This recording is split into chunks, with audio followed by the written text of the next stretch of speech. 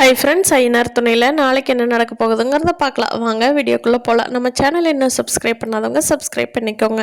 சேரன் காணன்னு சொல்லிட்டு கம்ப்ளைண்ட் கொடுக்க போன நிலாவும் சோழனும் வெளியே வர்றப்போ நிலாவோட ஆஃபீஸில் ஒர்க் பண்ணுறாரு இல்லையா, அந்த ஓனர் அவர் பார்க்குறாரு. என்ன நிலா, போலீஸ் ஸ்டேஷன்லேருந்து வெளியே வர்றீங்க அப்படின்னு கேட்குறாரு.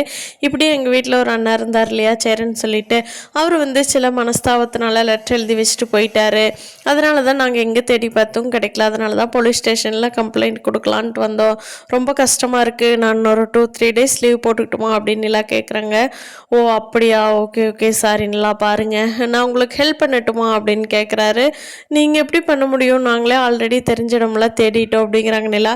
இல்லை இல்லை, போலீஸ் ஸ்டேஷனில் டெய்லி இந்த மாதிரி ஏகப்பட்ட கேஸ் வருது. அவங்க யார் கேஸ் தான் பார்ப்பாங்க. நம்ம ப்ரைவேட் ஏஜென்சி கிட்ட போனோன்னா அவங்க டக்குன்னு நம்மளுக்கு பார்த்து கொடுப்பாங்க அப்படிங்கிறாங்க. அப்படின்னா அதுக்கு ரொம்ப செலவாகுமா என்னன்னு கேட்குறாங்க. ஒன்றும் பிரச்சனை இல்லை நிலா, நான் போய் பார்த்துக்கிறேன். அவரோட டீட்டெயில்ஸ், அவர் ஃபோட்டோ, எந்த ஊர், அவங்க பேர் எல்லாமே கொடுங்க, நான் போய் பார்த்துட்டு சொல்கிறேன் அப்படின்னு சொல்லிட்டு அவர் டீட்டெயிலாம் வாங்கிட்டு போய்க்கிறாரு. கார்த்திகாவோட அம்மாவும் மாமாவும் விசாரிக்கிறாங்க. இருந்தாலும் சேரன் கொஞ்சம் நல்ல பையன்தான் அப்படின்னு சொல்லி விசாரிச்சுட்டு இருக்காங்க.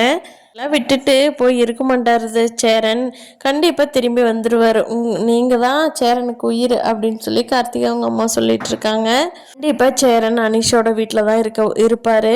அங்கே அவங்க தங்கச்சி தான் சேரனை பார்த்துக்குவாங்க.